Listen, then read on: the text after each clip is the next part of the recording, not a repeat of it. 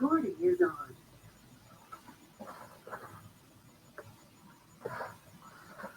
Bueno, ahora que está grabando. No, antes que nada, bienvenidos a todos al curso de Foucault al cine. Agradecimiento a Leandro por ponerse a disposición estos días y darme una mano para aprender a manejar todo lo que requiere este encuentro. Y bueno, como pudieron ver en el video que grabé, me presenté un poco la idea del taller o la idea del curso de abordar algunos textos que el filósofo francés Michel Foucault estuvo de ser más que nada entrevistas y algunos artículos, ¿no? Pero que estuvo en contacto con el Cahiers du Cinéma y con Le Monde en los 70, donde da su opinión y algunos análisis sobre algunas películas de la época, algunas películas contemporáneas. La mayoría de las películas son de los 70, mediados de los 70, y algunas que otras son de los 60, como por ejemplo la de hoy, la de Pasolini. Es un tema que es tangencial, como decía en el video, porque si bien en Foucault la cuestión de la visibilidad es muy importante y está prácticamente en todos sus desarrollos teóricos, por ahí el más conocido, ¿no?, es la idea del panóptico, que no es de él en realidad, es la toma de los filósofos del siglo XVII de Bentham, particularmente para pensar un modelo de prisión, pero bueno, que justamente la cuestión de la visibilidad ahí mismo estaba ya formulada en función de esta técnica, ¿no? De la técnica de vigilar a los reos.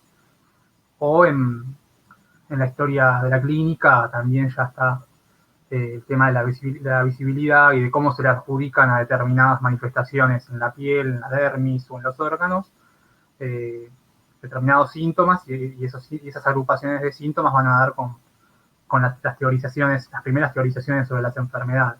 Entonces, de algún modo, la visibilidad, el problema de la mirada, está presente a lo largo de toda su obra. Pero, tal vez por la exigencia de ir hacia el pasado o hacia la historia, el cine le queda, por lo general, a los periodos que abarca con sus investigaciones en los libros, como algo demasiado cercano, ¿no? Como un fenómeno que es demasiado reciente para su época, como para lo que él está analizando. Así que, de algún modo, es un encuentro como efímero con el cine para la obra de este pensador, pero que ha sido fructífero en tanto, por lo menos, como sugieren Manglieri y Sambuyan, hay un efecto, ¿no?, de retroalimentación y tanto en la crítica como en algunas producciones de la época.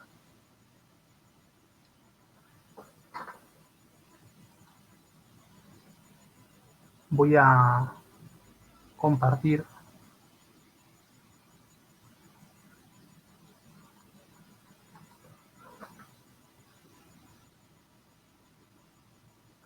A ver, un segundo que voy a compartir el PowerPoint, Internet. Es el primero, así que me van a tener que disculpar que sea un poco rudimentario.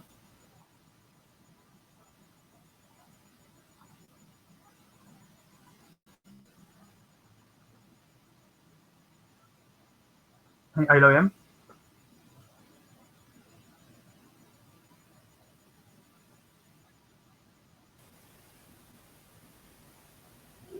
Sí. Perdón, no lo veo si pongo el... ¿Lo están viendo? Sí. Y ahora no.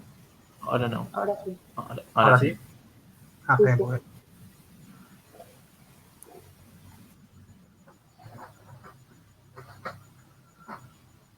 Bueno, muy bien. Como decía, es un punto es un encuentro que tiene cierto valor, o por lo menos estos filósofos que han compilado. Ahora vamos a hablar un poco de cómo se estructura la obra de Foucault. Pero en este libro, que es Foucault al cine, hay una compilación de todos estos textos que son entrevistas y los artículos. Y hay una reflexión en la introducción que da a entender que hubo una relación potente en tanto 4 efectos, 5 por ahí no, que es potencial, de este cruce, ¿no? De Foucault y el cine. En primer lugar, un efecto sobre la crítica del cine, que va a ser un uso, una operación con el pensamiento de Foucault a miras de comprender algunas modificaciones que afectan la propia voz de la crítica sobre los films.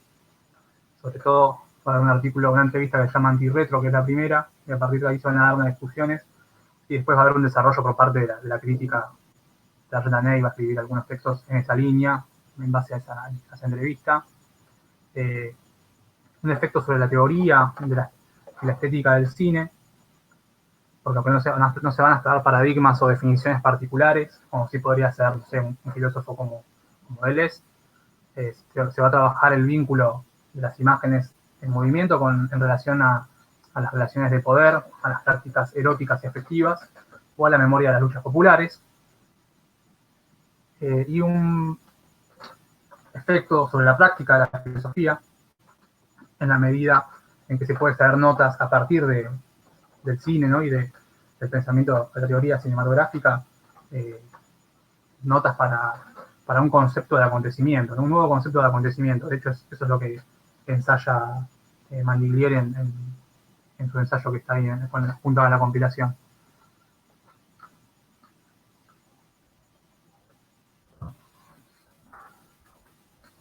Un efecto sobre la investigación histórica a partir del ensamblaje entre el cine y el archivo.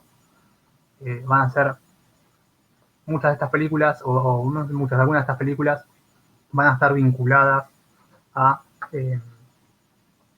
la Segunda Guerra Mundial, el problema del nazismo, de la ocupación en Francia, y en base a eso se pone en discusión el hecho de qué tipo de archivo o de trabajo con el archivo puede hacer el cine, ¿no? Llegando al cine incluso a poder recalificar o transformar la noción misma de archivo.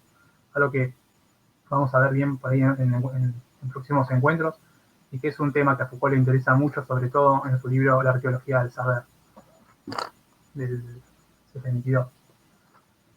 Y dicen los autores que hay un efecto potencial que todavía no estaría del todo, o estaría por venir, producido por estos escritos y comentarios, en la medida en que pueden influir a realizadores a pensar nuevas intersecciones, ¿no? Entre cine, filosofía e historia.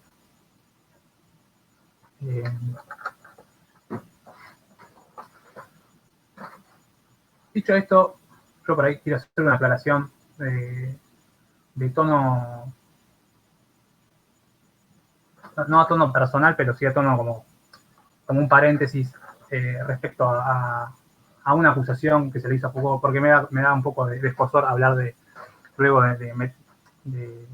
sin miramientos, entrar a hablar sobre sexualidad o sexualidad infantil en el abordaje que hace Foucault, sin referir un poco a una nota que salió hace unos meses, respecto a una supuesta denuncia de abuso. En realidad no sería una denuncia de abuso, porque no es que hay un abusado que está denunciando algo, sino alguien que estuvo en Túnez con él en el 69, no me acuerdo qué año,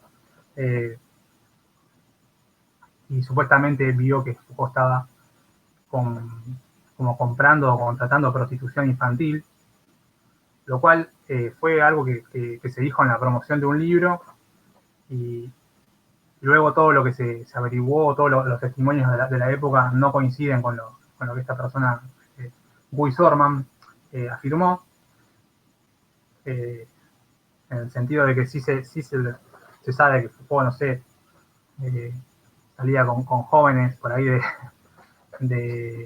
con jóvenes, ¿no?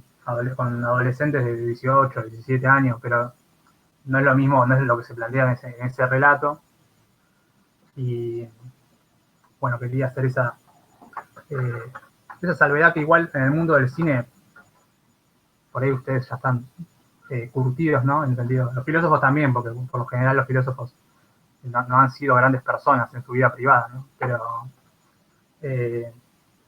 nada, era para tener una salvedad de que, por lo menos, en este caso, yo creo que vale la pena, igual, aunque fuera cierto todo lo que se dijo, leer a Foucault y ver el alcance de sus investigaciones, o incluso criticar y discutir algunas cosas que dice. De hecho, ya antes de esa denuncia ya se discutían declaraciones respecto a si tiene que haber una regulación o no de la vida sexual, en la cual él es muy, muy escéptico y pareciera que incluso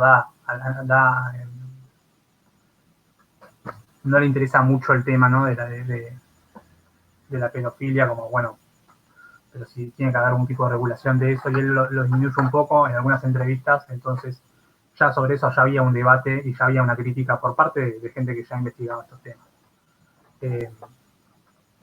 Pero bueno, no quería dejar pasar eso.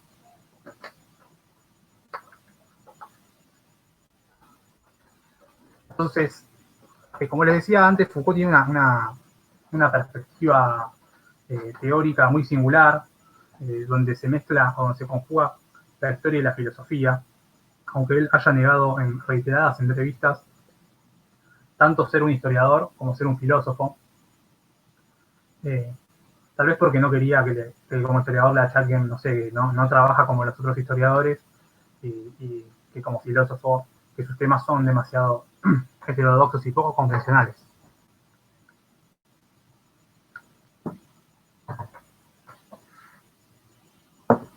La cuestión es que él ha señalado en varias entrevistas, esto es un fragmento de una entrevista, donde él es del 84, que es el año de su muerte, donde ya hace una revisión un poco de su obra y va a hablar sobre un concepto que es la ontología histórica, ¿no? Y que para él es lo fundamental de su trabajo, que es de algún modo la pregunta por la actualidad o la pregunta por el presente.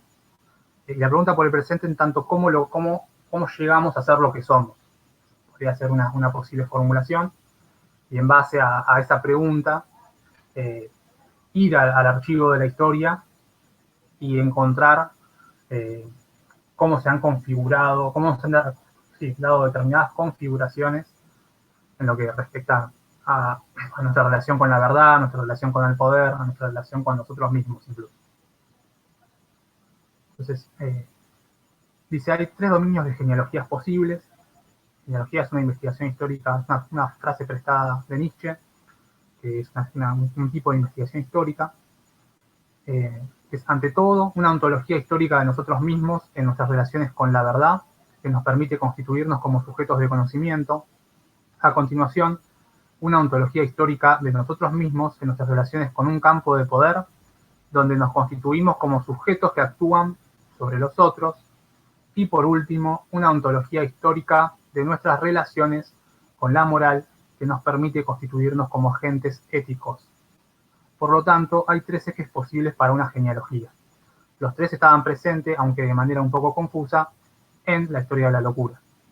Estudié el eje de la verdad en El nacimiento de la clínica, la arqueología del saber, y desarrollé el eje del poder en Vigilar y castigar, y el eje moral en Historia de la sexualidad. Esto se condice con una categorización que se hace de su obra, que se la divide como en 3 partes. En la primera parte donde estudiaría el problema del saber, el problema, como dice él, de esta relación con la verdad.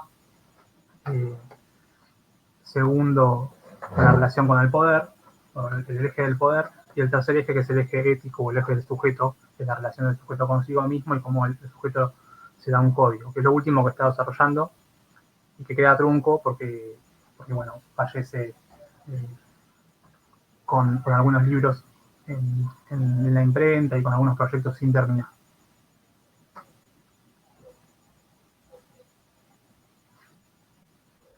Son todas las obras que publicó en vida. Ahí pueden ver también esta separación por ejes, que es muy discutida también, pero bueno, me parece que para una introducción a su obra es útil, Porque quiero decir que también no es que se dejan de lado los problemas del saber o del poder en cada una de estas instancias, sino que son distintas formulaciones en base a distintos problemas y en base a distintos objetos que está trabajando. El primero es Enfermedad Mental y Personalidad, que es un libro que después no autorizó, una vez que lo publicó, cambió un poco de parecer y no autorizó ningún tipo de revisión. La segunda es la tesis de doctorado, que es Historia de la locura en la época clásica. Ese es el título de la tesis, pero después se redujo a Historia de la locura, de razón y sin razón. Bueno, sí, Enfermedad Mental y Psicología. Es un texto también muy breve. Un texto sobre un poeta que es Raymond Roussel, Nacimiento de la Clínica, donde hace una historia también del hospital y sobre todo los saberes, cómo se van configurando los saberes médicos. El problema del saber, como ven en relación a los años, se da sobre todo en la década del 60. Lo que le interesa a él ahí es pensar cómo se van transformando los saberes en la expresión que toma de Bergson, que es el golpe de caleidoscopio, ¿no? Que es cuando de algún modo un campo del saber está organizado de una manera y sucede un acontecimiento o sucede una ruptura y ese campo se reorganiza, ¿no? Y es como el caleidoscopio que tiene una imagen, está configurada de una manera, es el golpe y se vuelve a configurar de otra manera. Es una manera de pensar el problema, ¿no? De las revoluciones científicas o sí, de las transformaciones en un campo determinado, que es todo lo que le va a interesar en esta época. Pero después del mayo del 68 y de cierta efervescencia política, va a pasar por ahí a vincularse a problemáticas más políticas, si bien no políticas en un sentido partidario, pero sí políticas en tanto va a tratar de ver cómo algunos discursos y cómo algunas instituciones que surgen con la modernidad van a empezar van a aparecer y cómo van a configurar de algún modo la subjetividad moderna en sí mismo, ¿no? Es una tesis un poco por ahí apresurada para decir así nomás, pero por ahí ya podemos profundizar también en otro momento, sobre todo a partir de lo que es el orden del discurso, el 71, y después con Vigilar y Castigar en el 65, El nacimiento de la prisión, que es, bueno, es un libro que es una revolución muy importante en lo que son las ciencias sociales, ¿no? A partir de ahí es un libro que tiene un impacto muy profundo en, los debates contemporáneos. Hoy en día, también con la historia de la sexualidad volumen 1, ¿no? Que tiene la noción de biopolítica y que hoy en día se habla mucho, sobre todo con el contexto que estamos viviendo actualmente, se ha reflotado este término. También Vigilar y Castigar, que tiene muchos análisis de cómo aparecen las primeras cuarentenas, o sea, las primeras sí, las primeras cuarentenas en las primeras ciudades ya, ¿no? Muy grandes, previas a las metrópolis modernas, pero que ya tenían, ya contaban con una idea de policía, con una idea de control, con una idea de vigilancia, que va a ser como el modelo del cual se va a ir desarrollando después de las instituciones que hoy en día tenemos. Y por último, el giro hacia el sujeto en la última etapa, también algunos lo dicen como el trip griego, porque se pone a estudiar, como pueden ver, de Historia de la Sexualidad volumen 1 al volumen 2, hay un quiebre en relación a cómo viene sacando los libros en ese momento, y en ese momento cambia como el enfoque y se va a la antigua Grecia a estudiar que nuestra idea de sexualidad en realidad es muy moderna, que los griegos tenían otra manera de... Sí, perdón.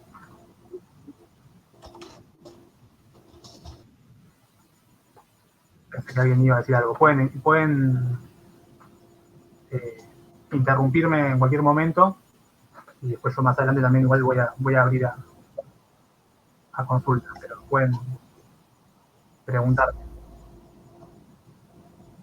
o comentar.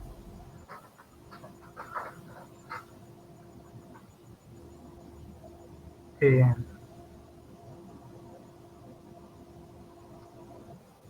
Estaba diciendo... bueno, este giro, sí, que de algún modo se empieza a concentrar en que la sexualidad, tal como la entendemos, es un problema específicamente moderno, que tiene que ver con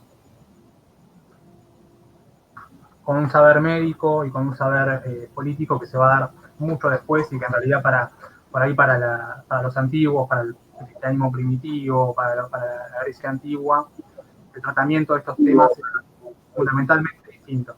Sí, escucho una voz.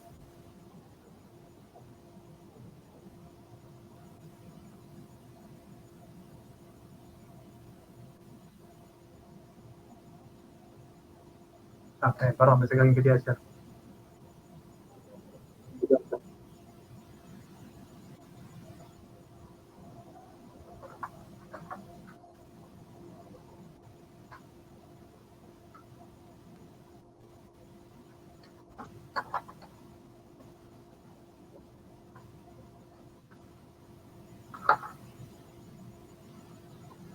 También, como les decía, hay la otra forma por ahí más básica de separar el archivo de tipo es por el tipo de producción, ¿no? Estos son los, los, eh, los libros que él publicó en vida, y luego están las entrevistas, los artículos, que todo eso está compilado en cuatro volúmenes muy grandes que se llaman Dixie et Crix, dichos escritos. Y por eso a veces nos pueden sorprender si ven que siguen saliendo libros de Foucault, ¿no? Porque bueno, no todo está traducido de ahí, entonces a veces alguien hace una compilación y traduce algunos artículos que no están traducidos y otros, y alguno que sí lo mecha y saca un libro nuevo, ¿no? Entonces, por eso a veces hay una proliferación de textos, pero no todos serían o tendrían el estatuto de libro publicado, sino que muchas veces son compilaciones de artículos, que por ahí encontramos un Foucault que tiene otro tipo de tiene mucho menos recaudo que en los libros, que es muy descriptivo y no le gusta dar ningún tipo de valoración o ningún tipo de, de posicionamiento político que sea tan coyuntural o sino que quiere enfocar en realidad en el escribir históricamente algunas cuestiones y problematizar, ¿no? Pero dice, bueno, quiero que estos libros sirvan como herramientas eh, y que después cada uno saque sus conclusiones y que con eso, bueno, pues sucedan cosas. Pero luego después en las entrevistas y en sus artículos por ahí sí nos encontramos con un Foucault que a veces interviene en la coyuntura o que a veces se preocupa con cuestiones como, no sé, la masacre en la prisión de Ática en Estados Unidos, que fue muy llamativa en su momento, o algunas luchas de los estudiantes en Túnez, o cuestiones así. Y también justamente, bueno, ¿no? Tenemos las entrevistas eh, donde habla de cine, donde por ahí es un poco más amigable con el presente que lo rodea. Eh, bueno, ahí me tomé el tiempo de mencionar todos los textos que él escribe sobre cine, que están, salvo uno que debería estar, pero no está en la compilación, que es el tercero, Hacerse los locos. Eh, lo tengo en el tomo de Dixie Grix, pero todavía no me he sentado a leerlo porque me lleva un tiempo leerlo en francés. Eh, y todas las películas que menciona en estos textos y en estas eh, entrevistas, entre esas las que vamos a ver, y me falta alguna que otra, creo que me faltó, hace un comentario sobre Blow Up de Antonioni, por ejemplo, pero solo un comentario al pasar y bueno, la verdad es que bueno, me había olvidado.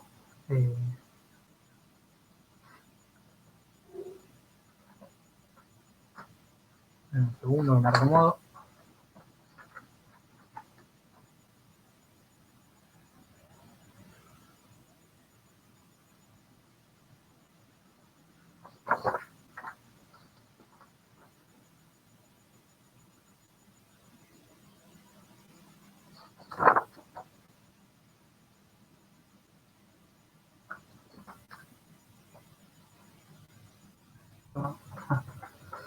Bueno.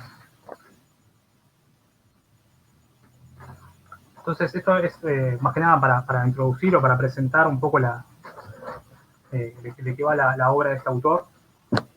Por ahí me imagino que algunos ya lo habrán eh, no solo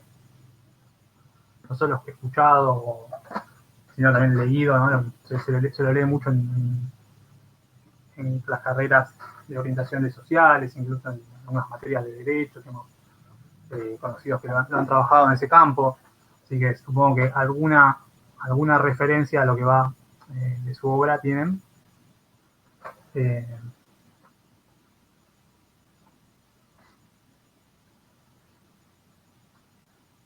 Y, y bueno, por ahí podemos empezar a comentar o a ver alguna de estos textos que habla sobre cine.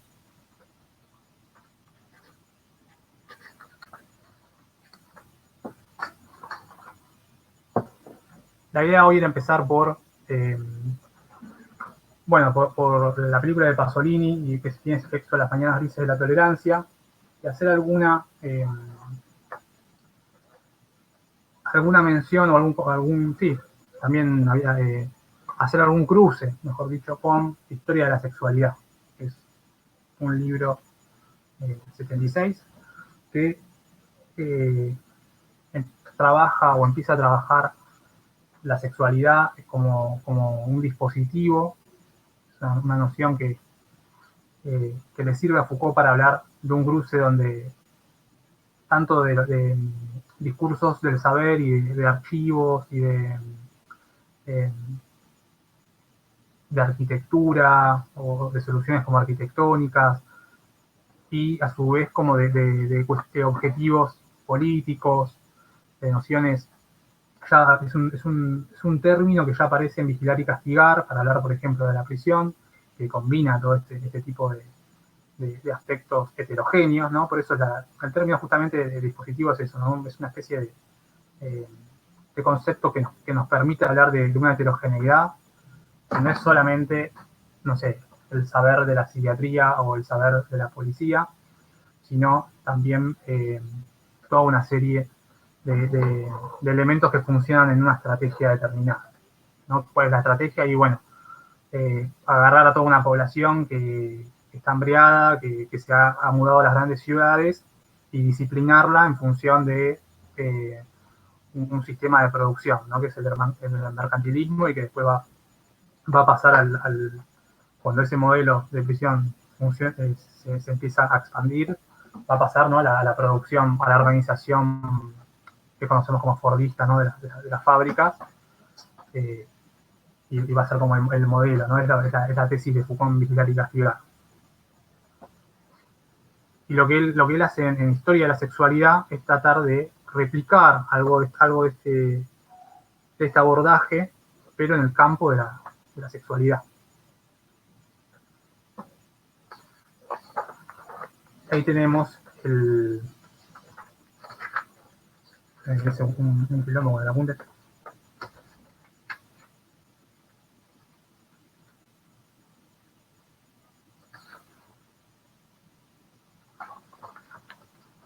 Bien, muy bien.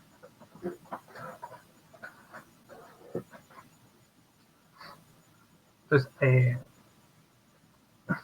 ahí tenemos la cuestión de la sexualidad, ¿no? Y empieza el primer capítulo, es Nosotros los victorianos, de Historia de la Sexualidad, donde va a hablar del régimen victoriano, ¿no? Básicamente es el siglo XIX, es un régimen moral, un régimen que de algún modo dice apresa a la sexualidad en la alcoba de un cuarto, en la alcoba de los padres, ¿no? Y propone un tipo de modelo de pareja.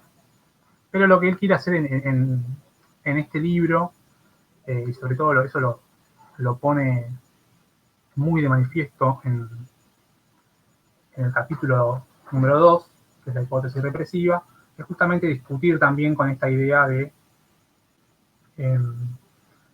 la represión, ¿no? Ya eso es algo que también que estaba en Vigilar y Castigar, el hecho de pensar que el poder solamente nos reprime, mientras que en realidad el poder es fundamentalmente, por lo menos para Foucault, algo productivo, una fuerza productiva, porque organiza a los cuerpos dentro de un espacio y les da un funcionamiento social, una lógica de funcionamiento que de otra manera no se da.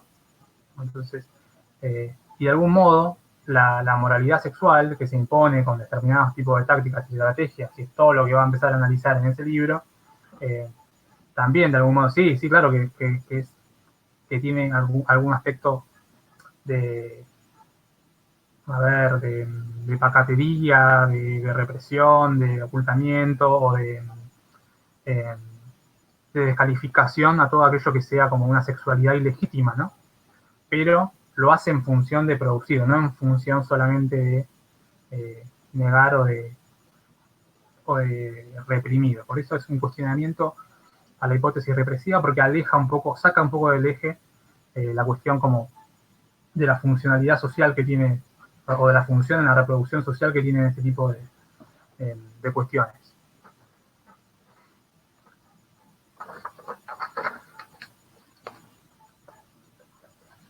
También me parece importante hablar de este tema, o elegí este capítulo, porque va a tener que ver con lo que él dice después en ese breve artículo sobre Pasolini, que dice las mañanas grises de la tolerancia, ¿no? Como dando a ver si hay un cambio o no.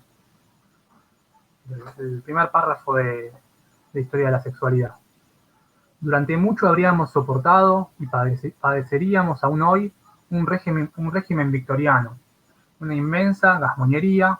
Gasmoño es aquel que finge ser un devoto, algo modesto, como cuidadoso en cuestiones como morales.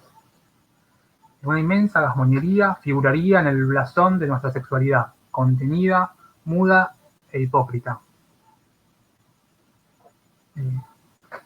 ¿No? Ese es el régimen victoriano, nuevamente, como os decía, que se instaura en el siglo XIX, y que Foucault detecta que antes de eso había otro tipo de moralidad que es mucho más permisiva, ¿no? No sé, a nadie le importa, no sé, en el siglo XVII que los pibes estén en la calle o que se le pegue, bueno, no sé. Hay un montón de situaciones que van a estar en el libro, pero que no me quiero ir por las ramas, sino que se impone un determinado régimen cerrado. Dice, bueno, la pareja legítima y procreadora impone su ley, tanto en el espacio social como en el corazón de cada hogar. Existe un único lugar de sexualidad reconocida, utilitaria y fecunda, la alcoba de los padres. Ese es el lugar como permitido, y a su vez va a existir como el espacio de excepción, ¿no? Porque va a decir una página más adelante, que es son el burdel y el manicomio, ¿no? Son los lugares de tolerancia. La prostituta, el cliente, el rufián, el psiquiatra y su histérica parecen haber hecho pasar subrepticiamente el placer que no se menciona al orden de las cosas que se contabilizan. Las palabras y los gestos autorizados entonces en sordina se intercambian al precio fuerte. Bueno, es una referencia, ¿no? a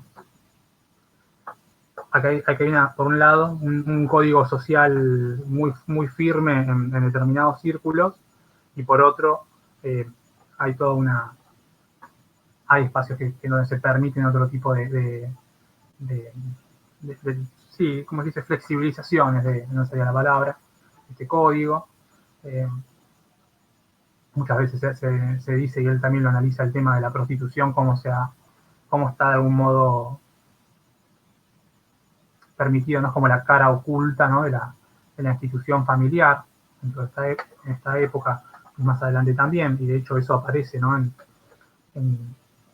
el film del Pasolini todo el tiempo, en Encuentro de Amor, el tema de la prostitución y sobre todo de la libertad, ¿no? De la libertad sexual, de quién puede ir de prostituta, quién no.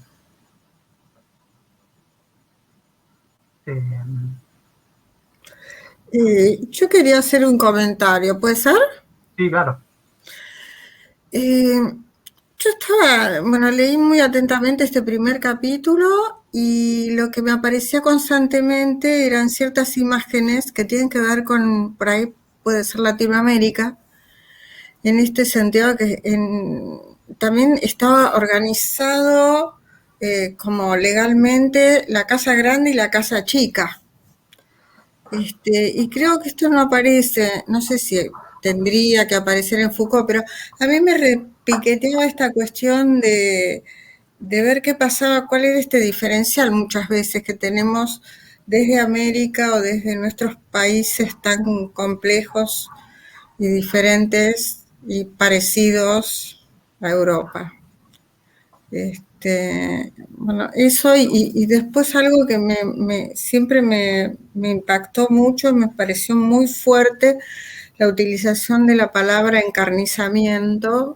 Foucault repite mucho esto y creo que tiene que ver con esto de hacer la encarnadura, ¿no? Esto lo llevamos en los cuerpos, ¿no?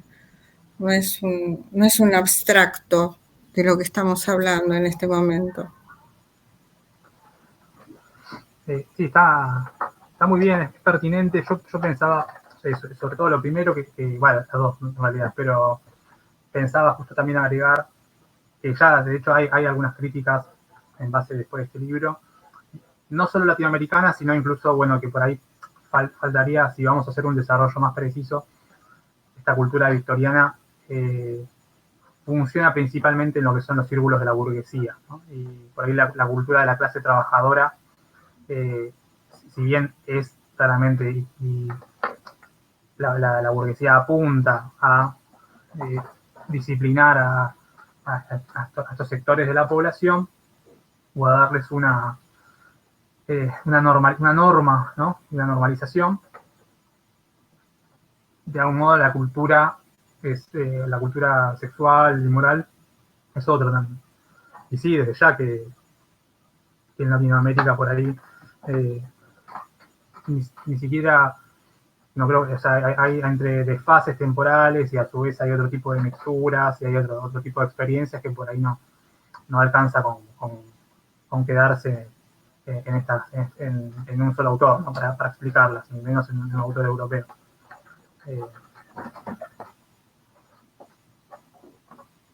Iba a ser un chiste con que venimos de los barcos, pero me lo retimo porque se presta para...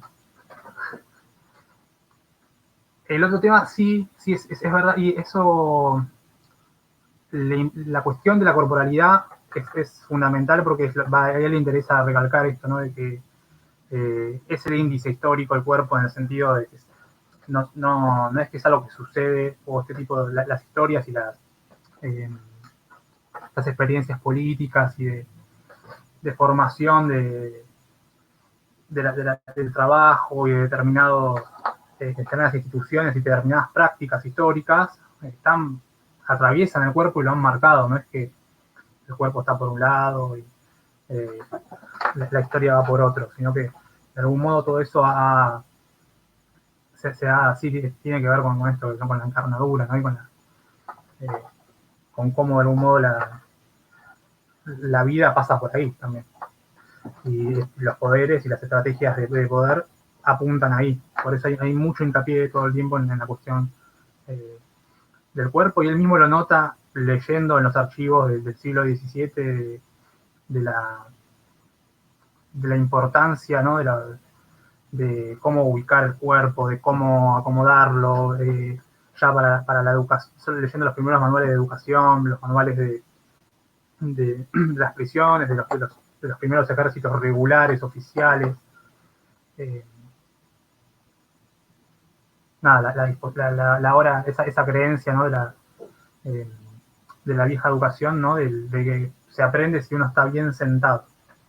Me acordaba porque estaba leyendo una nota que escribió, publicada en Amor Cinema o puede ser el profesor Juan Vélez, que hizo sobre los 400 golpes, ¿no? Que tiene la película de Truffaut muy linda y que de algún modo está muy en tema muy en sintonía con esto que trabaja Foucault, de cómo se apunta mucho a la regulación corporal en la escuela, por lo menos en la escuela que funcionaba en la sociedad disciplinaria, ¿no? Hoy en día diríamos que estamos ya, o lo podemos discutir, pero me parece que estamos ya en otro tipo de escuela, no solo acá, porque a veces parece que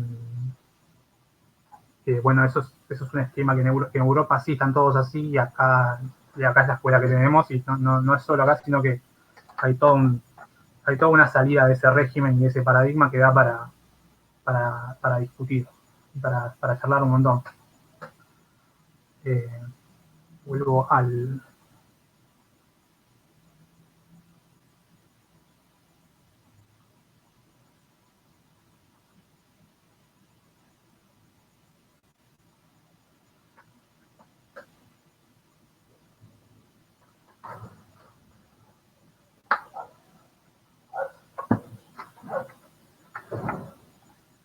Un segundo, que me acomodo acá en el texto. Ahí está.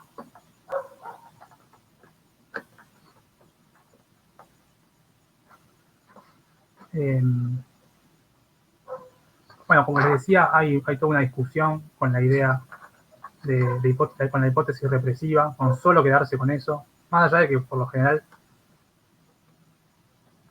se lo lee a Foucault en clave como, bueno, antipsiquiatría, escuela, y él lo que dice en realidad es que a él le interesa problematizar estos temas, no es que tiene una posición de abolir todo tipo de jerarquía o todo tipo de regla, sino que le interesa hacer una problematización a partir de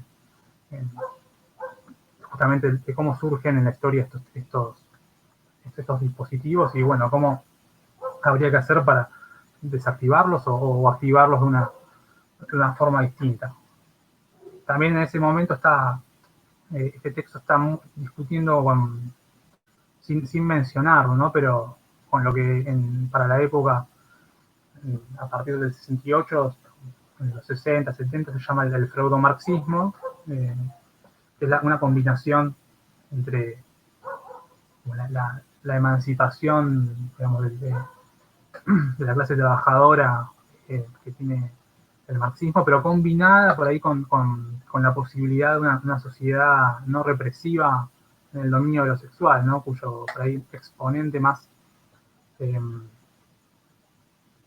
firme, más conocido es Marcuse, Herbert Marcuse, un filósofo de la escuela de Frankfurt, que tiene un libro que se llama Eros y civilización, ¿no? Y que es como uno de los teóricos de lo que después va a ser conocida como la revolución sexual, revolución de la que tanto Foucault como Pasolini son bastante escépticos. O sea, les parece que ahí en realidad lo que está pasando es que se está reconfigurando un orden más que una revolución en el sentido marxista, ¿no? Voy a leer una cita de Foucault que justamente habla sobre esto, ¿no? Sobre la libertad. Dice: algo de la revuelta, de la libertad prometida y de la próxima época de otra ley se filtran fácilmente en ese discurso sobre la opresión del sexo. En él se encuentran reactivadas viejas funciones tradicionales de la profecía. El buen sexo queda para el mañana. Es porque se afirma esa represión, por lo que aún se puede hacer coexistir discretamente lo que el miedo al ridículo o la amargura de la historia impiden relacionar a la mayoría de nosotros, la revolución y la felicidad, o la revolución y otro cuerpo más nuevo, más bello, o incluso la revolución y el placer. En función de que el sexo o los instintos ya están de algún modo en nosotros, y en realidad lo que nosotros estamos haciendo es reprimiéndolo socialmente, está la idea que nos impide pensar nuevas relaciones entre cuerpo, sexo, placer, revolución, sino que justamente la misma idea de que, bueno, solamente tenemos que liberarnos, ya de algún modo supone que solamente si destrabamos o que si flexibilizamos el código moral que heredamos de los victorianos, o si quieren ir más atrás del cristianismo, ya estamos de algún modo emancipados. Y Foucault es crítico de esta idea, porque ya incluso justamente en ya en vigilar y castigar. Ya él, por ejemplo, es alguien que tiene una lectura complicada o crítica de lo que es el movimiento de la Ilustración, porque dice, bueno, se oponen, ¿no?, de algún modo a la monarquía más reaccionaria, al ancien régimen, pero a su vez son los que de algún modo imponen estos modelos de prisión y de disciplinamiento que se van a replicar en todas las esferas de la sociedad. Entonces digo, bueno, por ahí no es que está en contra de la Ilustración, pero bueno, este tipo de planteos muchas veces hay que verlos tomarlos con pinzas o verlos con qué efectos producen, ¿no? Y en ese sentido, él es bastante escéptico por ahí de que solamente flexibilizando o justamente si nos sacamos la represión sexual, de algún modo ya entramos en una mejora. Esto después, bueno, se puede charlar, ¿no? Si la revolución sexual fue algo, no digo que ahora parece que digo que hay que volver al siglo XIX, pero no.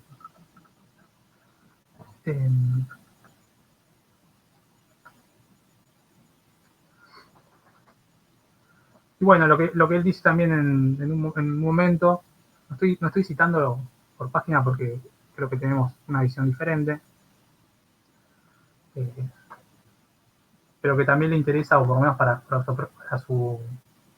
su metodología, que dice la puesta en discurso del sexo, ¿no? Cómo se habla, quiénes lo hacen, los lugares, qué instituciones hablan de sexo y de qué manera, ¿no?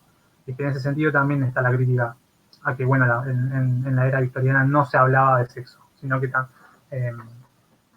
se hablaba de otra manera. Se hablaba justamente, la moral victoriana es productiva, no es represiva, sino que se permite que se hable de una manera particular, que se constituya también en paralelo, ¿no?, la ciencia, bueno, la medicina, ¿no?, la ciencia, pero digo, que el discurso científico trabaje esos temas, interrogue y regule también este tipo de prácticas. Lo que dice son técnicas polimorfas, porque son técnicas, es en una cita, ¿no?, una especie de guiño a Freud, ¿no?, que habla de la sexualidad polimorfa, ¿no?, como algo que toma múltiples formas. Y bueno, en algún modo estas técnicas sobre la sexualidad son polimorfas, porque no son solo represivas, sino que también de algún modo incitan o llevan a que haya una sexualidad, pero que se dé bajo un marco determinado.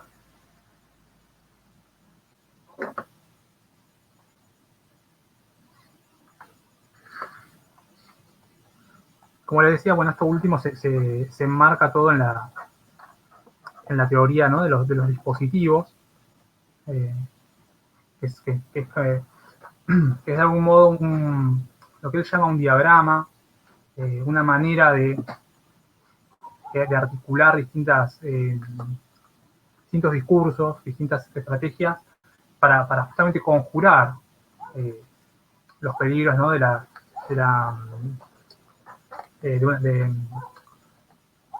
los peligros de una resistencia tanto de clase como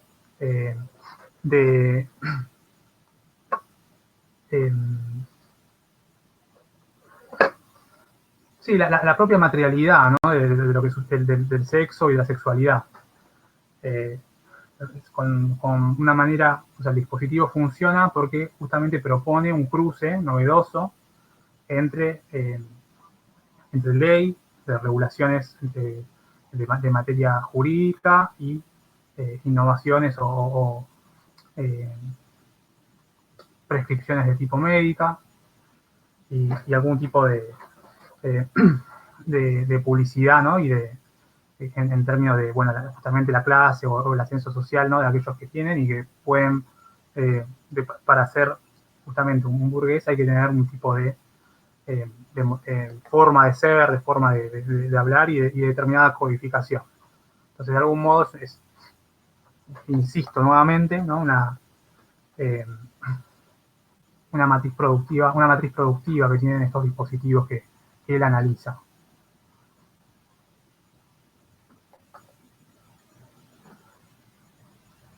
Me interesaba esto porque cuando él va a hablar de las mañanas grises de la tolerancia, perdón, de la encuesta sobre el amor, Comici de Amore. De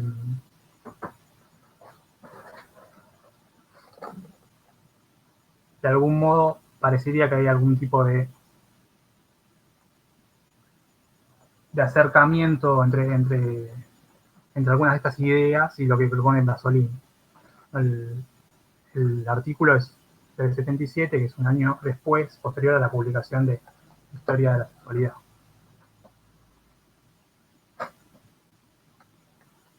Antes de pasar a comentar un poco la película y el artículo, quería saber si tenían alguna pregunta. Tengo miedo de haberme atolondrado un poco tratando de explicar algo.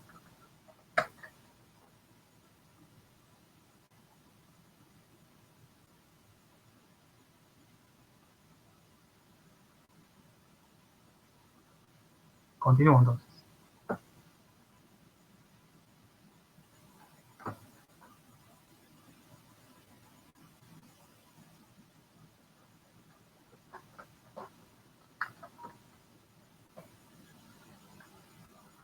Bueno, la nota comienza, ¿no? Haciendo una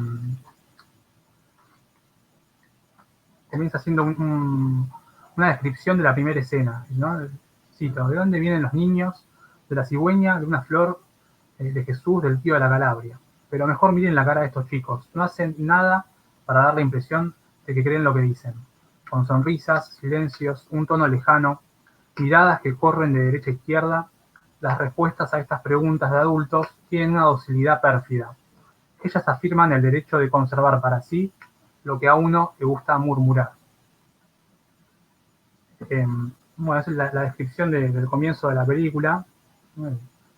Cuando entrevista a estos chicos que están todos como amuchados, que se ríen, ¿no? Y que hacen algún tipo de salidas como ingeniosas, típicas de los niños, ¿no? Para responder, ¿no? A lo que pregunta Pasolini. Es una pregunta bastante atípica, ¿no? De las que, dentro de toda la producción de Pasolini. Y de algún modo ya presenta con esa escena, ¿no? Todo lo que va a ser, cómo se va a encarar, ¿no? Este documental, que tiene siempre una disposición particular, ¿no? De Pasolini preguntando por la calle, ¿no? Por distintos lugares de Italia, distintas locaciones, tanto geográficas como también dentro de la ciudad, ¿no? Dentro de la distribución de la ciudad, donde va a ser lo mismo, ¿no? La salida de la fábrica, el boliche, las playas.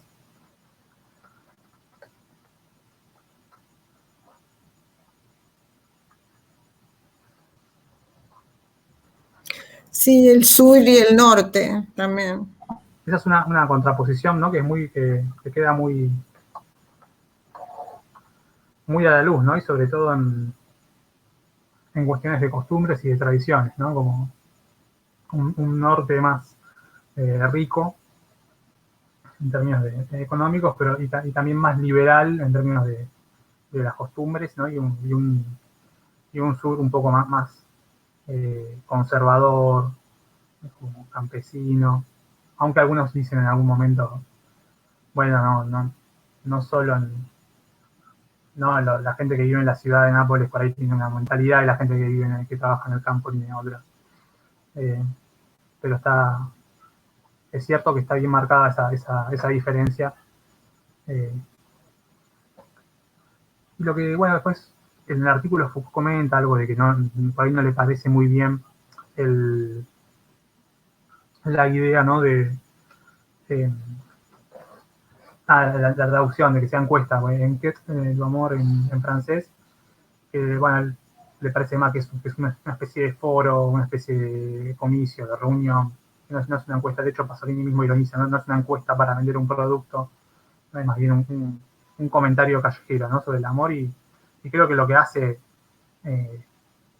como muy interesante a la película, a que uno esté ahí prendido mirándola, son las reacciones, ¿no? Y las expresiones de asombro, de enojo, esos murmullos de enojo en algunas escenas, o como toda la gestualidad que se despliega, ¿no? en estos comentarios, no solo lo que se dice. De hecho, en un momento Foucault va a decir que, bueno, la gente solamente dice si está a favor o no del divorcio, como que se expresa en términos de derechos y por ahí no es lo más... no es que la gente habla de la sexualidad de forma liberada, sino que solamente se expresa por sí o por no.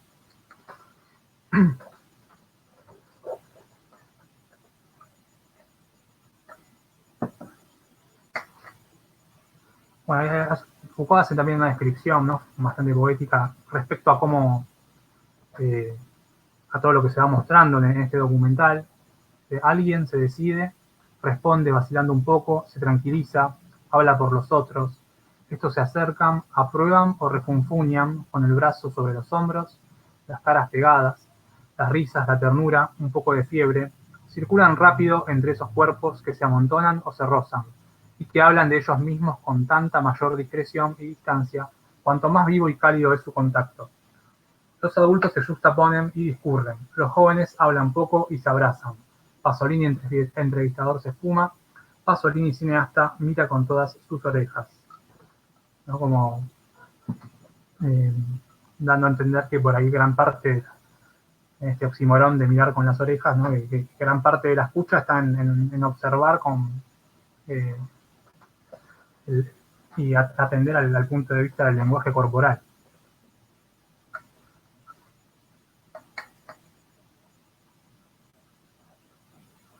Quería hacerles una pregunta y luego continúo, pero si a ustedes les parecía, bueno, en primer lugar, ¿qué tan bien les parece que envejeció la película, no?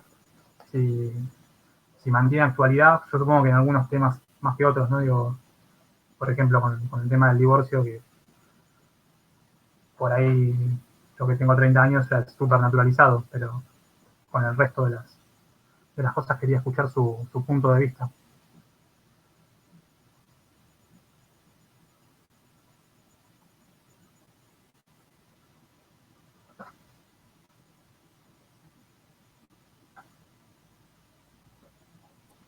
Por ahí, si está que, ok, yo arranco con algunas ideas, si te parece, Lautaro. Dale, sí.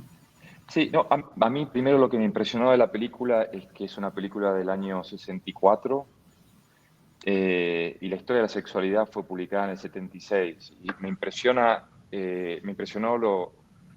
la cantidad de temas Foucaultianos que tiene la película y en cierta manera cuán pionera fue en presentar temas que después fueron por ahí desarrollados o formalizados por Foucault. Me pareció que la película tiene esta idea de por ahí de presentar, arrancar con mitos del sexo, de cómo los mitos vinculados al sexo, y nada mejor que eso, hacerlo con los niños, y después tratar de presentar una cierta episteme, ¿no? Como diría Foucault, de lo que puede ser lo real.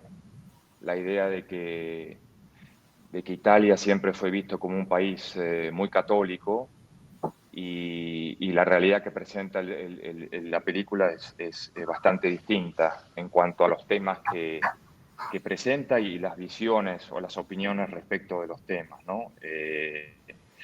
No solo el tema del sexo en la era moderna, sino por ahí todas las preguntas relacionadas a lo que es un Don Juan versus un buen padre, o después lo que me pareció muy, muy presente, en base a tu pregunta, el diálogo, la discusión sobre si los jóvenes son más libres hoy que antes, y en particular si las mujeres jóvenes son más libres que los hombres, ¿no? Eso lo encuentro muy, muy, muy presente. Después también me gustó mucho en el discurso de de la homosexualidad y de lo que podía ser visto como lo anormal, me gustó mucho que algunos de los entrevistados hablaban sobre, creo que hay alguien que dice que somos todos anormales, y habla un poco de todo el problema del conflicto humano con la naturaleza. Sí, Y después tenés todo un grupo de gente que está hablando más sobre, bueno, que no quiere reconocer la idea, las prácticas más perversas, como puede ser sadismo, masoquismo. Paro ahí porque, bueno, paro ahí. Gracias. no, súper interesante lo que traes a colación. Justo esa persona que mencionás es un poeta, debe ser, creo que, salvo con los intelectuales, Moravia y no me acuerdo del otro, como el único que está. Ungaretti. Sí, es Giuseppe Ungaretti. Ungaretti es el dice, sí. Es un poeta que es un premio Nobel, además de italiano. Gran poeta, si te gusta la poesía, lo recomiendo. Y bueno, tiene esa intervención que es muy buena, ciertamente, sobre la normalidad, ¿no? Y que es justo un tema que también que Foucault trabaja, bueno, en los 70, ¿no? En el tema, todo eso de los anormales.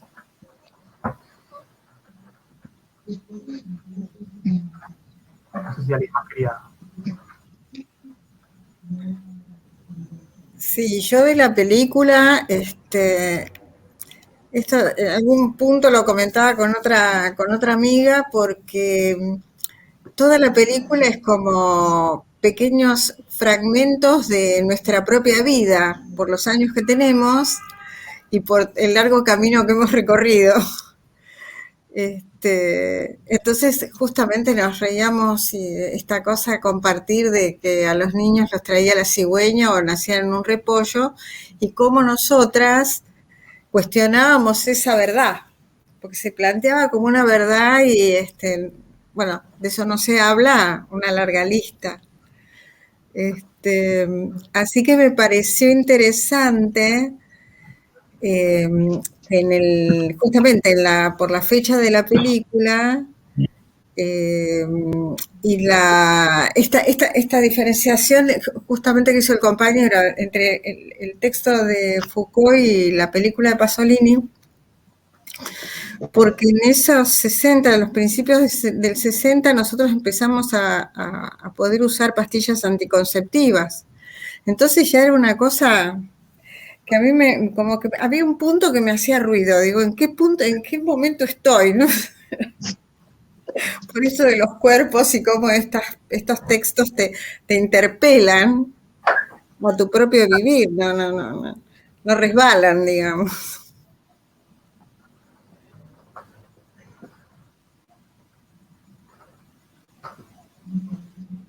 Sí, de hecho me había quedado pensando que no solo, bueno, anticipa mucho estos temas de Foucault, sino que de algún modo como la revolución sexual que se da en los 60 también termina como sí, empieza en los 60 y termina como llegando a su punto, ¿no? En los 70, y como que de algún modo también es medio que la anticipa de algún modo, ¿no? Esta encuesta, este documental de Pasolini.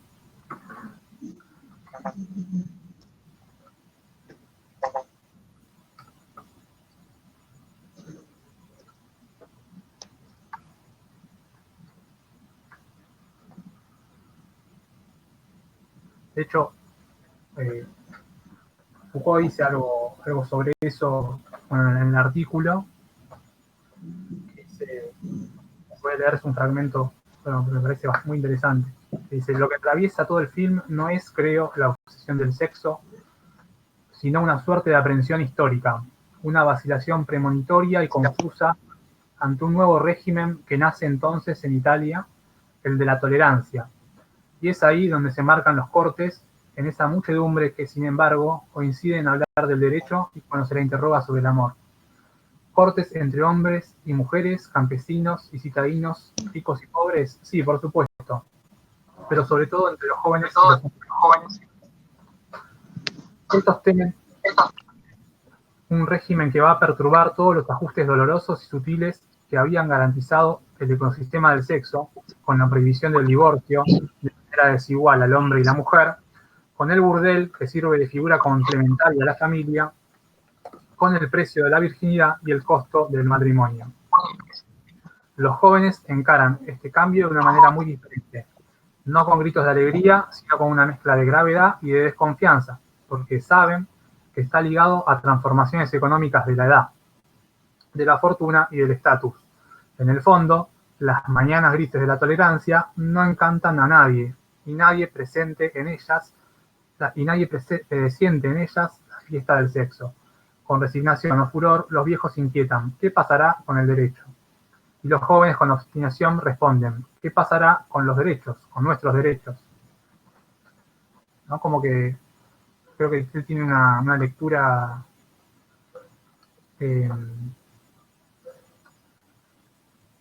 desencantada, en el sentido que no ves que, bueno, ahora viene la revolución y la juventud y la alegría, sino que esto está también de la mano con ciertas transformaciones económicas y como cuando se dice que parte también del empoderamiento femenino también tiene que ver con el ingreso de la mujer, ¿no? al mundo del trabajo, ¿no? Y como que de algún modo hay un régimen de producción que también avala eso en base también a algún tipo de necesidad. ¿No? Eso es lo que sería como el nuevo régimen de la tolerancia que señala Foucault, y que después sobre el final del artículo menciona que Pasolini ya bueno, el artículo es del 77 y es ya Pasolini creo que hace 2 años, no me acuerdo si muere en el 74, no me acuerdo en qué año, pero ya está muerto. Y uno de los últimos libros, que es Escritos Corsarios, que la verdad que no lo conseguí, yo quería ver algunos de los textos de ahí, pero solo lo conseguí en italiano. Pero ahí también es verdad que ya habla de ciertos procesos, como de lo que hoy en día en la teoría social se habla del capitalismo tardío, o bueno, sin ir más allá, ¿no? De lo que es el neoliberalismo como modalidad tanto económica, pero también de modo de organizar y de disponer de las formas de vida. De hecho, hay un fragmento que rescaté y que traduje que dice: ahora todos los jóvenes italianos, de escritos corsarios, realizan estos actos idénticos, tienen el mismo lenguaje físico, son intercambiables. Cosa tan vieja como el mundo si se limita a una clase social, a una categoría. Pero el hecho de que estos actos culturales y este lenguaje somático son interclasistas. En una plaza llena de jóvenes nadie podría distinguir a un trabajador de su cuerpo por un estudiante, a un fascista o un antifascista, cosa que era posible todavía antes del 68. Un artículo que habla como de ciertas transformaciones culturales y de cierta Italia que entra como en un nuevo régimen y en un nuevo modo de organización. Foucault, creo que en el artículo dice un movimiento de expansión, consumo y tolerancia. Que de algún modo tenía que ver con estas preocupaciones, ¿no? que decía que por ahí no. Estos autores mantienen cierto recelo frente a la liberación, no porque estén en contra, ¿no? De hecho, Pasolini se la pasa toda la película metiendo púa, ¿no? a los que entrevista y haciéndoles de algún modo o pisar el palito o también tiene esos momentos en los cuales cuando se pone todo se torna demasiado violento, censura, hace un corte, ¿no? en el discurso. Marina, quisiera hablar. Sí, ¿me escuchan? Me escucho muy bajito.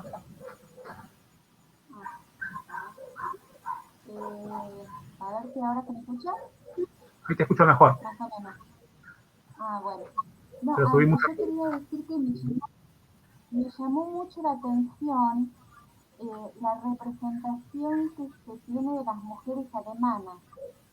Esas otras, ¿no? Las poderosas, las que van a trabajar, unido a la libertad sexual. Y después, algún entrevistado dice que estaría de acuerdo en que las mujeres fueran a trabajar, pero si los patrones se comprometieran a tratarlas bien. Esas representaciones me llamaron mucho la atención, me parecieron fascinantes.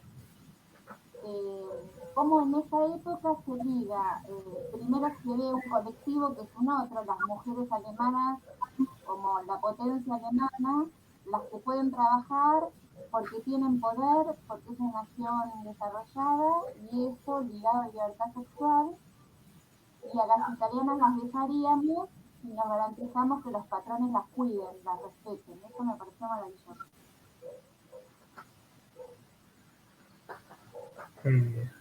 Sí, me acuerdo esa parte.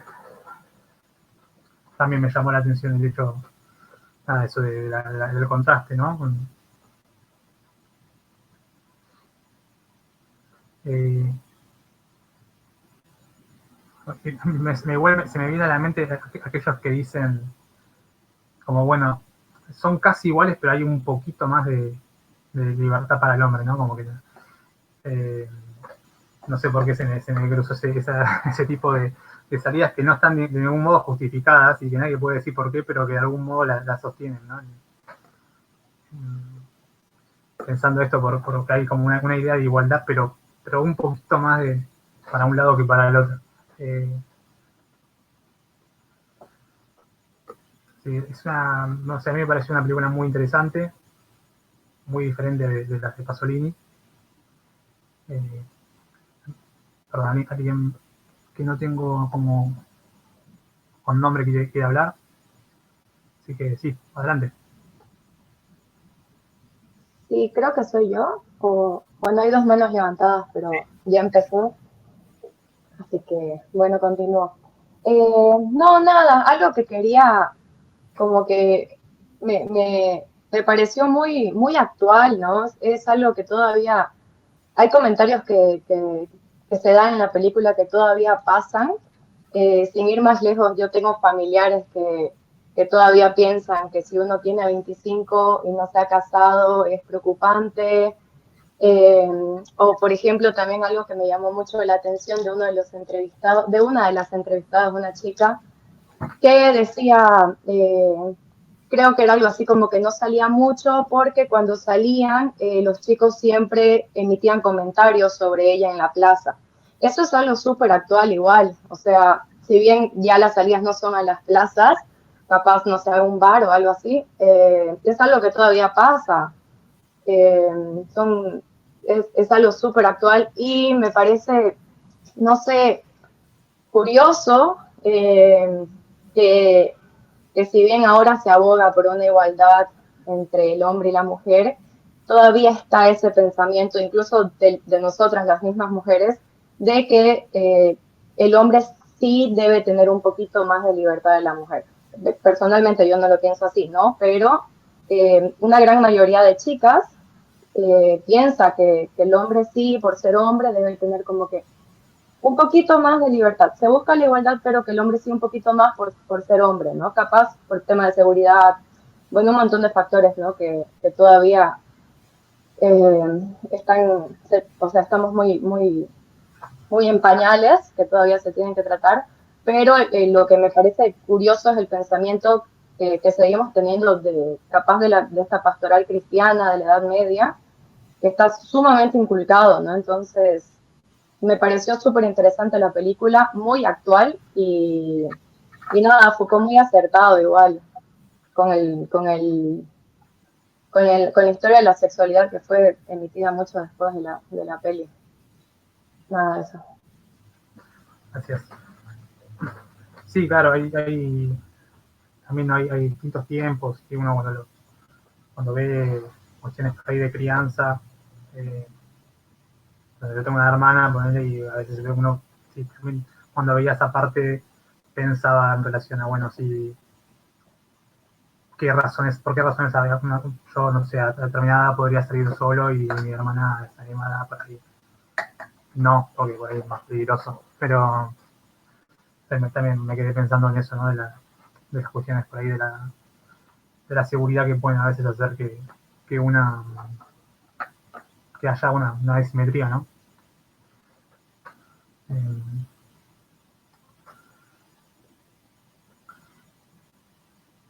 Creo también que hay que son dos pensadores que son interesantes, porque también hay algunos elementos para tomar un poco de distancia con cierta celebración de la empresa, ¿no? Y del sexo como dentro de una lógica de consumo, ¿no? Como que de algún modo esta nueva moralidad o esta nueva tolerancia también propone que todo el tiempo el sexo sea, o las relaciones sexuales estén mediadas a partir, ¿no?, de relaciones de consumo y de un mercado también donde todos tenemos acceso a todo en términos de imágenes, de pornografía, de una serie de cosas, que es muy difícil como también abordar eso críticamente sin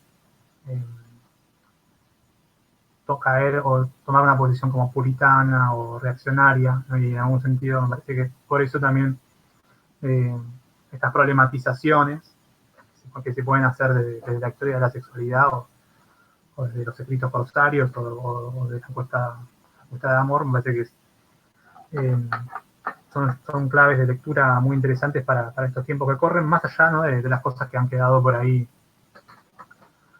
un poco viejas en términos, y no tanto, hasta ahí nomás también, como a veces como podemos estar viendo ahora, pero respecto a las cosas que se dicen ahí.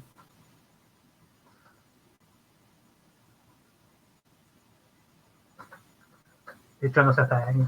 Sí, Ali. Sí, sí, me tocó. ¿Alguien iba a hablar? Bueno, no, yo, puede ser.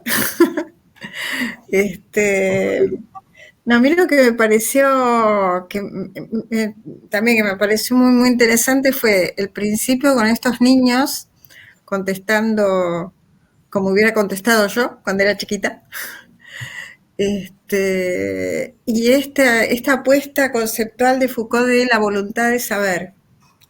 Entonces yo decía, claro, hay que te tiene que surgir esa voluntad de saber, porque es entrar en un territorio peligroso, es entrar en un territorio prohibido, es entrar en un territorio religioso, de producción capitalista, esa voluntad de saber requiere de un coraje, de una valentía, que esto es lo que yo me hizo sentir a este Pasolini que, bueno, agarró el micrófono, dijo, muchachos, vamos a preguntarle a la gente qué está pasando.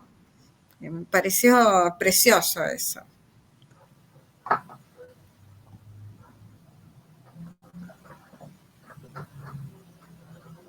Sí, alguien más quería comentar algo. Que una pregunta por ahí que no me quedó del todo claro, y por ahí si podés elaborar, es ¿por qué Foucault, cuando comenta la película, habla sobre como el principio de un movimiento de expansión, consumo y tolerancia? ¿Cuál es la parte que él ve naciendo en Italia de tolerancia en particular? Yo lo interpretaba más como, viendo la película, como no tolerancia, sino como un reflejo por ahí de la secularización de Europa en general, del alejamiento de Dios y de la religión, más que de una tolerancia por el prójimo, ¿no? Si podrías comentar eso, tu opinión un poco sobre cómo lo interpretás vos. Gracias. Sí, cómo no.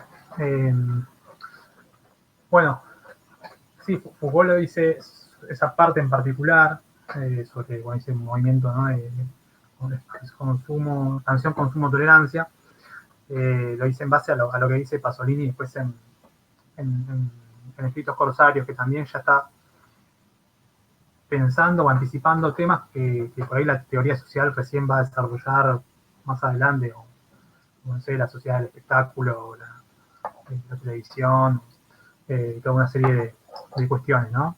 Pero puede ser igual que sea parte de un movimiento, o puede ser leído como parte de un movimiento, si se quiere. Perdón si me voy por ahí a otro tema, pero es un autor que también tiene algún sentido en relación a Foucault, que es Nietzsche, ¿no? Y como justamente como un alejamiento, ¿no? Como una consecuencia de la muerte de Dios, un proceso de secularización, ¿no? Que lleva como a un alejamiento de ese sistema de creencias y ese sistema de conducta. Pero por lo menos Pasolini también lo que dice en esos escritos corsarios, que habla de una polémica que tuvo en la cual lo acusan de irracionalista, porque él ya en un momento empieza a hablar solamente de poder, con P mayúscula, porque dice, ya no reconozco cuál es el factor que está dominando, o sea, de la clase dominante, ya no veo que el esquema está como cambiado y ya no es la gran industria italiana, ya no es la iglesia católica, sino que eso pervive, pero que hay una nueva identidad, ¿no? Un capital transnacional que de algún modo está liderando y está llevando a Italia a donde quiere.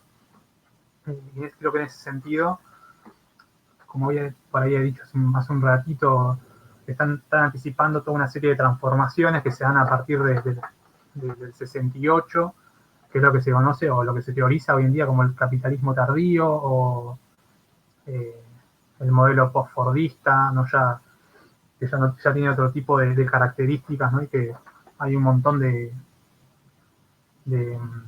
bibliografía que problematiza o que trabaja toda esta serie de transformaciones desde lo cultural, desde la cuestión de la organización del trabajo, o de las empresas que ya ni siquiera producen, sino que tercerizan la producción y se vuelven como empresas, como capitales transnacionales, ¿no? Como, incluso marcas de vestimenta, ¿no? Que ya ni siquiera solamente venden el logo y no venden. Pero bueno, eso sería como una especie por ahí de fenómeno en el campo económico, pero que de algún modo me parece que tracciona un poco esto de lo que habla Pasolini y lo que habla también Foucault en función de eso, que es este movimiento de la tolerancia y de la expansión del mercado y también, por lo tanto, de las lógicas de consumo.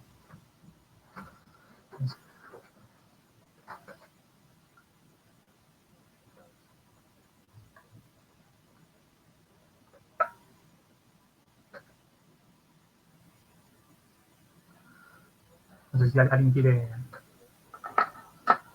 Quería agregar algo, ¿puede ser? Sí, claro. Quería comentar que cuando vi la película presté mucha atención a lo que se decía.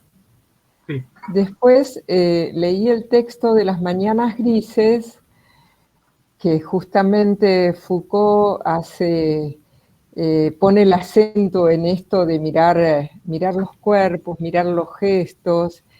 Esto que dice Pasolini, mira con todas sus orejas, pero mira, ¿no?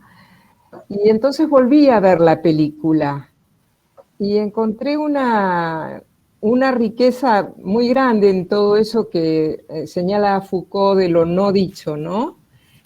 Me sirvió mucho, después de haber leído el texto, volverla a ver y prestarle atención ya no tanto a lo que decían, sino a cómo lo decían, ¿no? Eso que está señalado en el texto. Sí, tal cual. La verdad que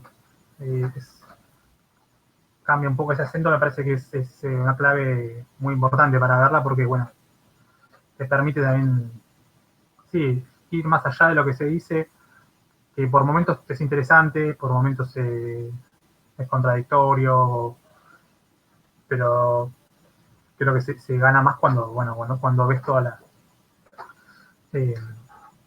las reacciones, los gestos, ¿no? La gestualidad, incluso ya mismo la disposición en algunos lugares, ¿no? De los jóvenes por ahí, todos abrazados, en cuero, sin ningún tipo como de precaución o recaudo respecto al hecho de estar saliendo de una película. Y por ahí en otra disposición todo mucho más sobrio, mucho más alejado, ¿no? Y todas esas puestas en escena me parece que están muy bien por parte de Pasolini, que es como las maneja para hacer incluso un documental.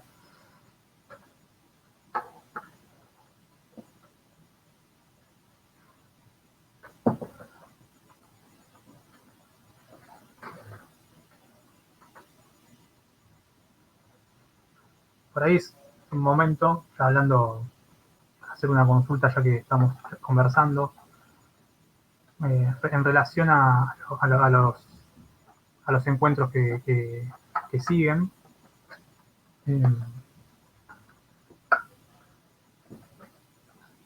A mí me pasa que la película que estaría para el próximo encuentro, me acuerdo que la había visto en su momento, por eso la elegí, y la verdad que combina y permiten por ahí pensar muchas cosas de Foucault, pero en sí la película, les comento, es un poco dura, ¿viste? Es como,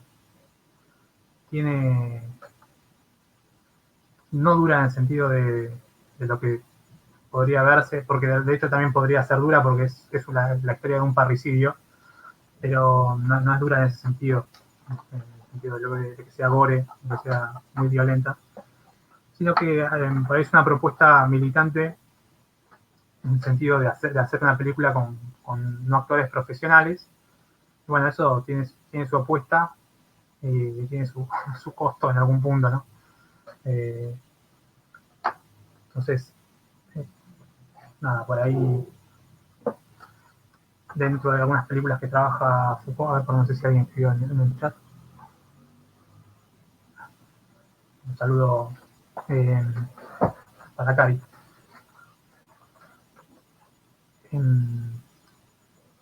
Pero bueno, por ahí, no sé si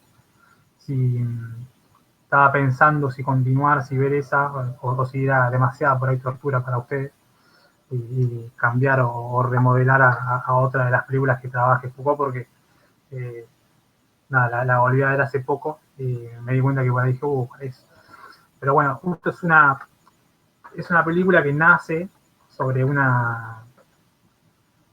caso que Foucault desentraña estudiando en el archivo de la biblioteca francesa, y agarra un caso de un parricidio del siglo XIX, y él estaba estudiando teorías penales y cosas por el estilo que le gustaba estudiar a principios de la década del 70, y bueno, arma un libro y hace una compilación y publica la compilación de todo el caso, porque es un caso de esos que no tienen, que le proponen un enigma, un desafío tanto al poder judicial como al poder psiquiátrico, que por ahí dice, bueno, un alienado es un loco es aquel que responde a determinados patrones, y aparece un caso de un tipo que por ahí mató a la mitad de la familia y de repente está lo más bien y puede explicar y dice, no, en un momento me creí, no sé, el enviado de Dios y lo hice, ¿no?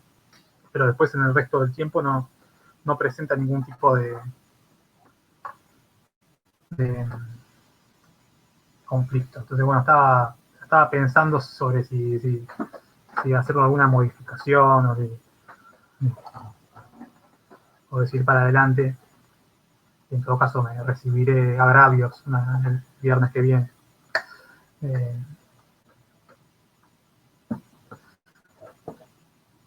Porque, bueno, esta película, bueno, la familia de Pasolini, bueno, como le decía antes, por ahí no es la película que más me guste de Pasolini, pero bueno, me pareció que es muy buena también. De hecho, Foucault en su artículo menciona a Mamma Roma, que es una película muy pegada, que es una película también muy, muy linda, la verdad, que mantienen, sobre todo toda esta producción de Pasolini de esta época, mantiene esta tensión entre la juventud y la juventud, que es a su vez una especie de elemento ingobernable, ¿no?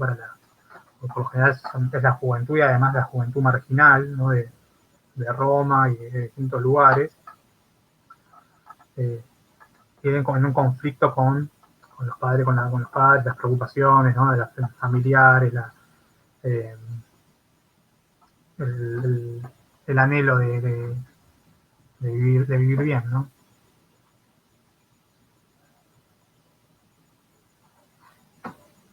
Así que bueno, esa es la Mamá Roma, si no la vieron, se las recomiendo, también están en Sogoma. Y si no, ¿por cuál película podríamos cambiar? Una que se menciona es Lucien Laconde. Habría que hacer alguna, tendría también que reformular un poquito el texto con el cual vaya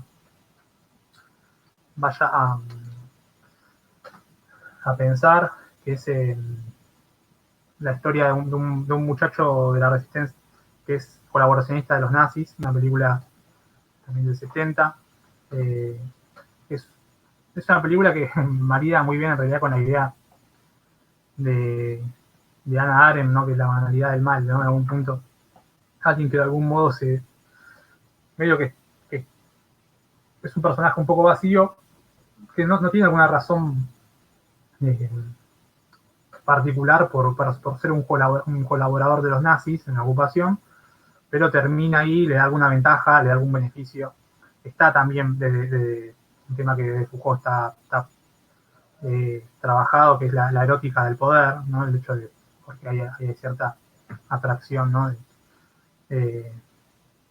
Y bueno, como película es mucho más llevadera, y hasta un guión de Patrick Modiano, que es un escritor novelista muy conocido.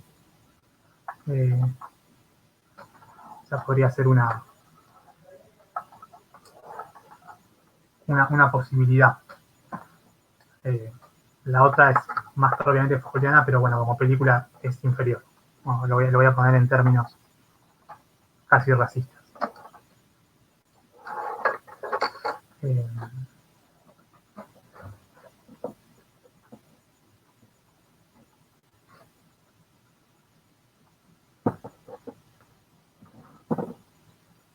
No sé si alguien tiene alguna pregunta,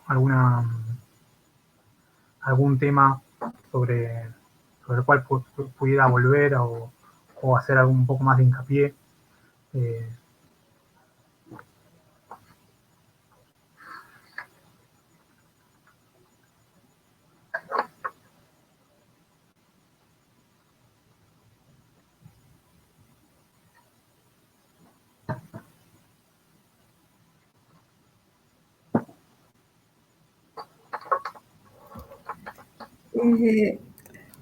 Yo tomé del texto de la historia de la sexualidad un fragmento que me pareció muy piola, porque es algo que va a recorrer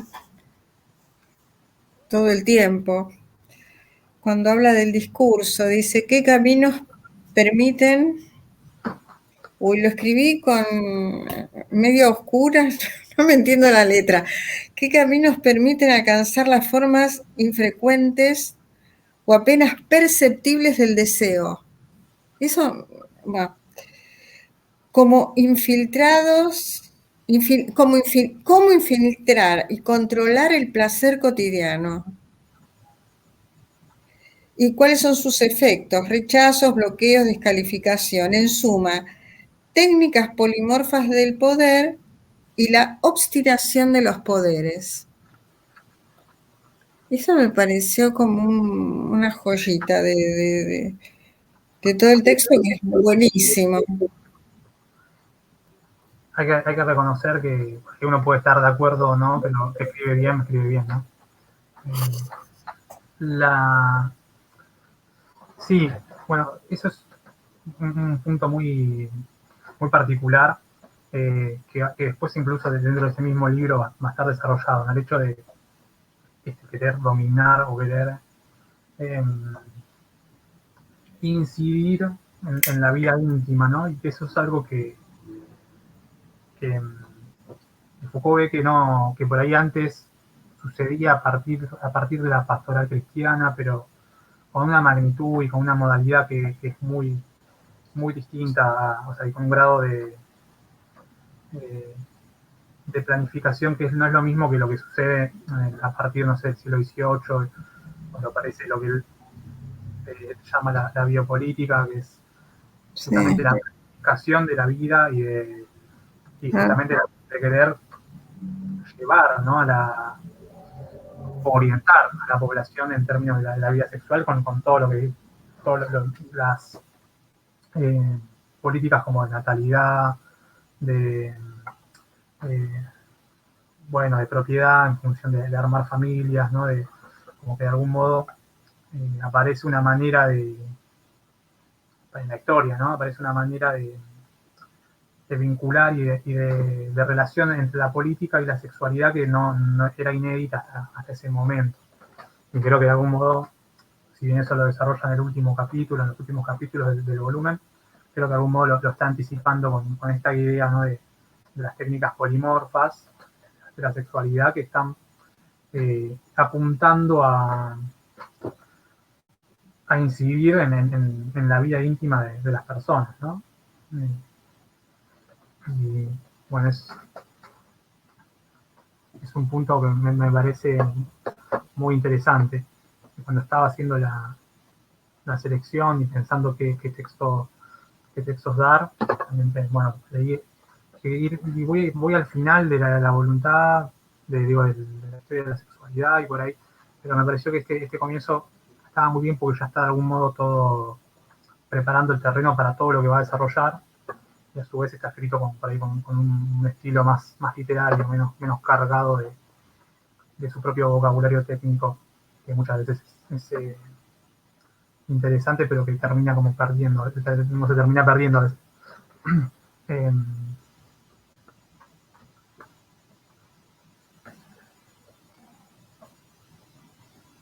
También hay, en Foucault me parece que hay una crítica muy fuerte a la psicología, por momentos una relación muy complicada.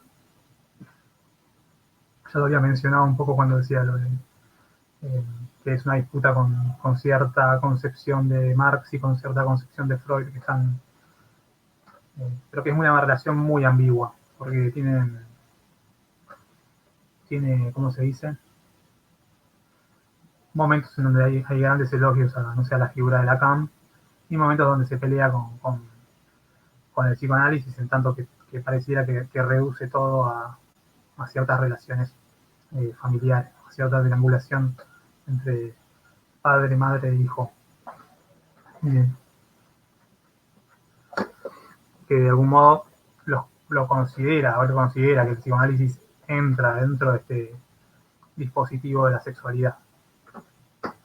No podría discutir igual, que entre no significa, ¿no? Que no sea algo bueno, o que no se pueda incluso, no sea un espacio del cual se puede presentar una resistencia o una posible línea de fuga para pensar otros vínculos. Pero bueno, es un debate que por ahí es muy abierto y también lo comento porque sé que en teoría, o a los que les gusta, ¿no? la interpretación de análisis del cine, el psicoanálisis también tiene muchos aportes y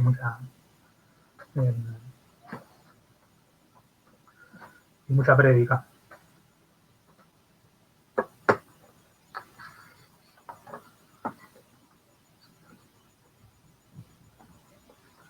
Yo, si quieren, lo que tienen armado un grupo de WhatsApp, ¿no? Si quieren, puedo pasar los trailers y ustedes me definen entre hoy, entre este fin de semana, si la peli, si prefieren ver la de Pierre Rivière o si prefieren ver la de Lucien Lacombe, y a partir de ahí, este fin de mismo definimos y pienso la bibliografía. Igual más o menos ya una idea de por dónde voy a ir, la tengo ya marcada en cualquiera de los dos casos, pero me interesaba darles esa posibilidad o esa opción para evitar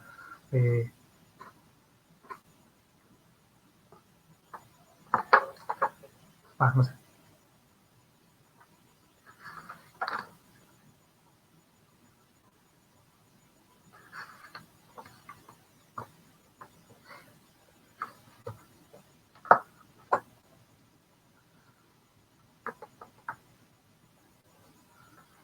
Si quieren hacer algún comentario más, si quieren ir cerrando por hoy, o seguimos charlando un poco más, no tengo problema.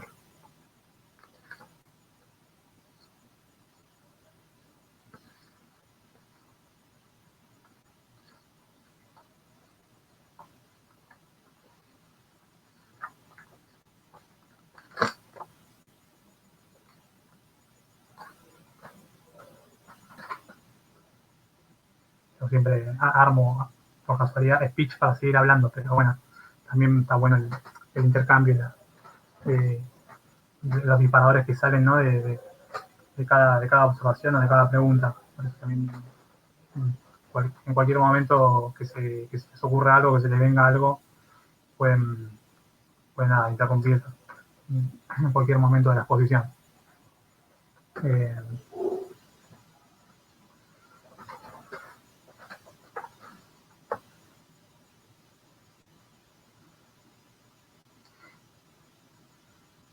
Por lo pronto, en cualquier caso, hay uno de los artículos que se llama, voy anticipando un poco lo que se viene, que se llama Anti-Retro, que es la primera entrevista que le hacen desde el Gallardo Sistema.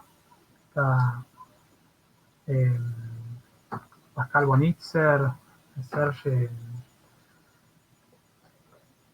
Tani y alguien más que Serge Kahn, no me acuerdo bien porque conozco muy pocos, la verdad, de los que vivían ahí. Y es una entrevista sobre una moda de como de hacer películas como, bueno, justamente la cuestión retro, ¿no? De teorizar sobre el pasado y sobre todo sobre la Segunda Guerra Mundial, que hay toda una serie de películas en el 70 que van a dar cuenta de esto, y bueno, hay posiciones que son más críticas y otras que rescatan, ¿no? Y sobre Lucien Lacombe, por ejemplo, hay un comentario por momentos críticos y por momentos más favorable sobre no en ese artículo, pero sí posteriormente en otro sobre Sade, que también calculo que vamos a leer. Hay también toda una crítica a Saló, otra película de Pasolini, Los 120 días de Sodoma,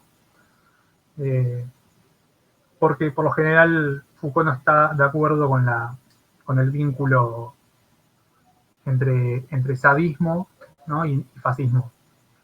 Me parece que no pasa por ahí el fascismo, en tanto, bueno, que es una facción retrógrada de la burguesía alemana, no tiene el componente para nada del libertinaje de Sade. Pero bueno, también es discutible, ¿no? Yo creo que Saló tiene por ahí otros méritos.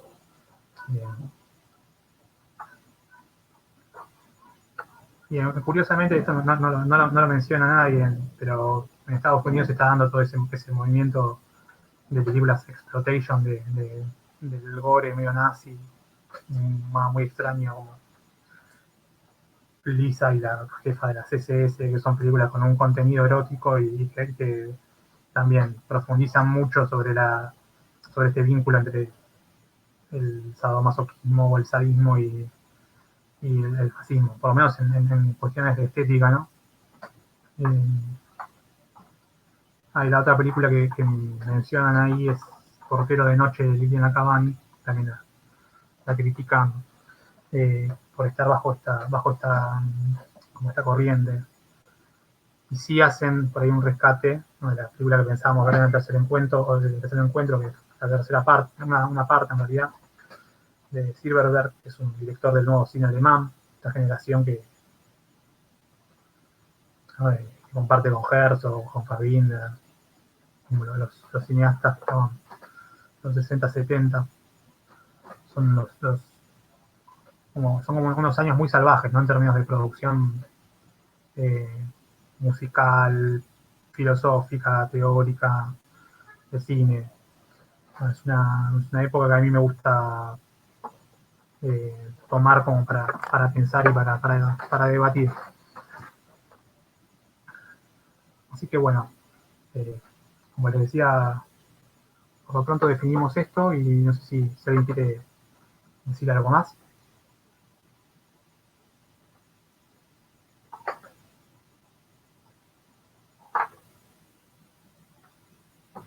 Entonces, si les parece, por hoy dejamos acá.